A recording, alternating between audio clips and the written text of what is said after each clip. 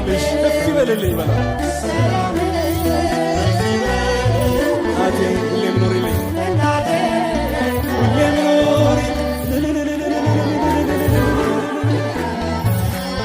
ብራናውን ይዘው በዱር በገደሉ ታሪክሽን ያቆዩ ብዙ አባቶች አሉ ታሪክሽን ያቆዩ ብዙ አባቶች አሉ ደማቸው ፈሶ ስላንቺ የሞቱ አሉ አባቶቻችን በእምነት የበረቱ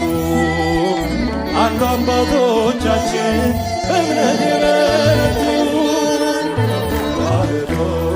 መሸሸጊያዬ ኦርቶዶክስ መጠለያዬ